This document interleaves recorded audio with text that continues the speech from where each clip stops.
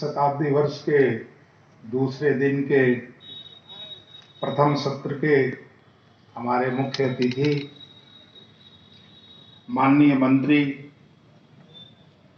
श्री सूर्य प्रताप शाही जी, मंच पे विराजमान महात्मा गांधी काशी विद्यापीठ के कुल सचिव साहबलाल मौर्य जी, अल्पना सिंह जी, इस सभागार में उपस्थित हमारे सहयोगी विश्वविद्यालय महाविद्यालयों के शिक्षक वृंद, सम्मानित किसान भाइयों, प्यारे छात्र छात्राओं एवं मीडिया से पधारे हुए हमारे पत्रकार बंधु, आज के इस समारोह में एक बार पुनः मैं महात्मा गांधी काशी विद्यापीठ की तरफ से आप सबका हार्दिक स्वागत एवं अभिनंदन करता हूं। 100 साल के इतिहास की चर्चा में 98वें साल में इस परिसर का जन्म हुआ और 2 साल के अंदर, अभी पूरे 2 साल हुए भी नहीं है, 22 अक्टूबर 2021 को यह परिसर 2 साल का हो जाएगा। लेकिन अपने शैशवकाल में ही इसने अपने अतीत के इतने बड़े इतिहास को देखा है। इस परिसर ने साक्षी रहा है कि मुझे लगता है कि यहाँ के विद्यार्थी उसी परंपरा से जुड़ेंगे, यहाँ के शिक्षक उसी परंपरा से जुड़ेंगे जिस परंपरा और अवधारणा के साथ महात्मा गांधी काशी विद्यापीठ की स्थापना की गई थी। और मुझे लगता है कि हम भी एक तरह से, जिस तरह से देश में बहुत वर्षों के बाद भारत के आत्मनिर्भर बनने की सपने को लिए हुए हमारे भारत के प्रधानमंत्री और एवं उत्तर प्रदेश के मुख्यमंत्री जी जिस दिशा में और उनका पूरा मंत्रिमंडल काम कर रहा है, मुझे लगता है कि विद्यापीठ का भी एक सपना था, क्योंकि यहाँ के ही विद्यार्थी ने सपना देखा था जय जवान जय किसान का। लेकिन उसकी मातृ संस्था भी पिछड़ गई थी जय किसान बोलने में, तो हम लोगों ने उस सपने को, अपने यहाँ के यशस्वी विद्यार्थी के सपने को पूरा करने का एक पहल किया। और इसके आधार पर ही मेरे मन में हमेशा ये रहा कि क्यों न कृषि का हमारा एक संकाय हो इस विश्वविद्यालय के। माननीय मंत्री जी, आपको संज्ञान होगा कि किसी भी विश्वविद्यालय में जो एग्रीकल्चर का विश्वविद्यालय नहीं है, अपना संकाय शायद ही किसी विश्वविद्यालय में है। बाकी एफिलिएटेड कॉलेज जरूर हैं, सरकारी कॉलेज जरूर हैं, अर्ध सरकारी कॉलेज जरूर हैं जहां पर कि कृषि विज्ञान की पढ़ाई होती है, लेकिन परिसर के अंदर नहीं। यहाँ के विद्यार्थी, हमने पहली बार एडमिशन लिया, उस समय भी हम देर हो गए थे और हमने अक्टूबर में लिया था एडमिशन और बाकी जगहों पे जुलाई में हुए थे एडमिशन। फिर भी हमारी 173 सीटें भर्ती और पहले ही साल में 40 से अधिक छात्राओं ने एडमिशन लिया, जो ऐतिहासिक है कृषि के क्षेत्र में। दूसरे साल कोविड काल के दौरान भी यहां पर 163 विद्यार्थियों ने एडमिशन लिया, जिसमें 33 छात्राओं ने इस बार कंपटीशन में आई है और उन्होंने एडमिशन लिया। अभी इस परिसर में बहुत कुछ करने की मंशा है हम सारे लोगों की। अभी यह शुरुआती दौर है, दूसरा साल चल रहा है। निश्चित तौर पे बहुत सारी प्रयोगशाला, हॉस्टल का निर्माण, एक मल्टीपल कॉम्प्लेक्स बनाने की योजना है जिसमें कि सारी पढ़ाई हो, एडमिनिस्ट्रेटिव ब्लॉक। तो एक बड़ी सपने के साथ इस परिसर का हम लोगों ने निर्माण में लगे हुए हैं। और सबसे अच्छी बात है कि शायद ही कहीं पर इतना करीब फार्मिंग होती हो जितना कि इस परिसर के करीब होती है। जिस सड़क से आप इधर मुड़े हैं यदि दूसरे तरफ नजर डालेंगे तो फार्मिंग ही। हम एक नए तरह का प्रयोग करने जा रहे हैं। यहां पर हम अपना फार्म हाउस नहीं, किसानों से जमीन लेकर के उनके साथ मिलकर फार्मिंग करेंगे। हमारी टेक्नोलॉजी होगी, लाभ उनका होगा, और यही सपना है देश का। यही कृषि मंत्री जी भी चाहते हैं, स्वावलंबन के लिए, आत्मनिर्भरता के लिए। जिन बातों को आज कहा जा रहा है, इन्हीं बातों के लिए महात्मा गांधी काशी विद्यापीठ की स्थापना ये हुई थी कि समरसता रहे, सभी लोग मिलजुल करके आगे बढ़े, सबका विकास एक धारा से। इसी के लिए दीनदयाल जी ने अपने देश की आहुति दी। आज वो दिन है। मुझे लगता है कि आज संजोग ही है कि वो दिन भी आ गया जहां पर हम कृषि मंत्री जी के साथ यहां पर कर रहे हैं ये आयोजन। तो मुझे लगता है कि आत्मनिर्भर बनने के लिए उस महान आत्मा के प्रति सबसे बड़ी श्रद्धांजलि यही होगी कि हम भारत को आत्मनिर्भर और सबके विकास के साथ जोड़ने का यदि प्रयास करते हैं और उसमें कुछ सहयोग देते हैं। निश्चित तौर पे आज वैसे भी मौनी अमावस्या है, तो कई सारे संजोग दुखद और सुखद सब आज जुड़े हुए हैं। और मुझे लगता है कि किसान का जीवन भी, कृषि वैज्ञानिक का जीवन भी इन्हीं तरह की झंझावतों के बीच से जूझ करके आगे सफलता की सीढ़ी को पार करने का ही नाम किसान है। और कृषि वैज्ञानिक इस काम को पूर्णता दे रहे हैं। निश्चित तौर पे जो चकिया चंदौली जिसकी आपने चर्चा की, आपने पिछले मीटिंग में बहुत ही बढ़िया तरीके से जब मेरी मुलाकात हुई थी, आपने काला चावल के बारे में जितनी अच्छी तरीके से वहां के किसानों को समझाया था, और कृषि नीति को इतने सरल तरीके से आपने समझाया आंकड़ों के साथ। और ये आंकड़े केवल मंत्री जी के नहीं है, ये भारत सरकार के वेब पोर्टल पे हैं। आपको जिसको देखना है देख सकता है। केवल ये मंत्री जी के फाइल में ही डाटा उपलब्ध नहीं, इसको कोई भी आदमी जो आपने दिया है नंबर, उसको वेरीफाई कर सकता है, उसको कंपेयर कर सकता है। आप सारे पढ़े लिखे लोग हैं,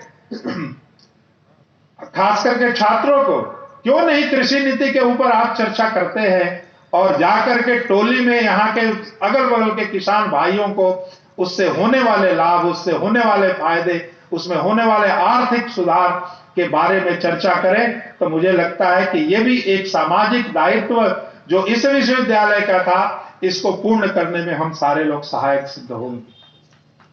तो मुझे लगता है आत्मनिर्भर बनने के लिए भारत के पास पर्याप्त मात्रा में नेचुरल रिसोर्सेज, प्राकृतिक संसाधन पूर्ण यह राष्ट्र, मुझे लगता है कि आप किसी भी देश में जाइए, कोई न कोई जलवायु से संबंधित कठिनाइयां उनके पास है। ऐसे कई देशों में मैं गया हूं जहां 15 मिनट के लिए सूर्यास्त होता है। ऐसे कई देशों में भ्रमण करने का मौका मिला है सौभाग्य से कि जहां पर यदि 3 लेयर का कर्टेन लगाने के बाद लोगों को नींद आती है, क्योंकि हमेशा उजाला ही रहता है। ऐसे भी कई जगह हैं जहां -30 डिग्री टेम्परेचर होता है और 1 डिग्री टेम्परेचर को वो बोलते हैं कि अच्छा गर्मी का मौसम। आप सोच सकते हैं ऐसे विकट परिस्थितियों के देश, और एक हमारा देश जो हर 3 महीने के बाद ऋतु परिवर्तन होता रहता है। और ये कहीं न कहीं किसी न किसी कारण से मुझे लगता है कि निश्चित तौर पे ईश्वरीय देन है कि आपके एक क्षेत्र में जब जाड़ा होता है तो दूसरे क्षेत्र में बरसात भी होती है। तो जिसको जिस तरह से धरती का उपयोग करना है, सदुपयोग करना है, उसके लिए प्रकृति आपके साथ है। केवल इतना ही ध्यान रखना है कि प्रकृति का अत्यधिक दोहन न हो।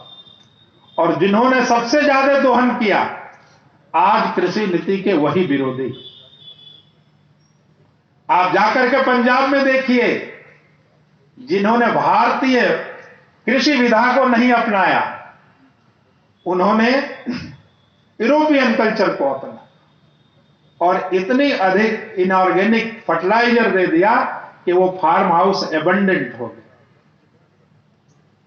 वो जो मिट्टी है उसकी सारी उर्वरा शक्ति को समाप्त कर दिया, और जिसके कारण से अब वो उत्पादन तो कर नहीं रहे,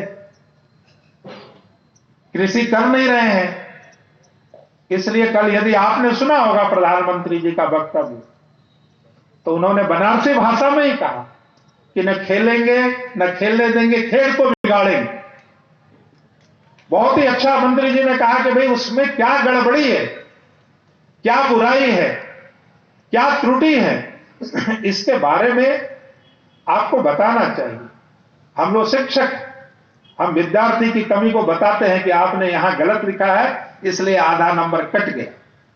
ये पूरा प्रश्न जो है आपका उत्तर ठीक नहीं, इसमें 0 मिला। ये सबसे पूर्ण आंसर है, इसमें आपको 10 में से 10 नंबर मिला। मुझे पता नहीं, इतने बड़े विचारक लोग हैं, आज तक किसी डिबेट में, किसी अखबार में हमने कृषि में क्या खराबी है इस नीति में, ये किसी ने आज तक एक भी पॉइंट नहीं बताया। फिर भी इसका विरोध है, तो ये हो सकता है किसी आदमी की मानसिकता विरोध की जब होती है तो ऐसी ही परिस्थिति आती है। हमारे इतिहास में, हमारे वेदों में भी लिखा गया है कि सोए हुए को जगाना सबसे आसान है, लेकिन जगे हुए को जगाना बड़ी कठिन बात है। तो जिसने मन में ही संकल्प ले लिया है कि आप कुछ भी कहिए, हमें किसान नहीं, हमें कागज नहीं, हमें इसका विरोध करना है, ऐसी चीजों से हमारे युवाओं को सतर्क रहना चाहिए। आपको निश्चित तौर से, आप विद्यार्थी हैं, आप उसको डाउनलोड करिए, सारे के सारे चीजों को पढ़िए और उसमें लोगों को बताइए, ऐसा चर्चा करिए।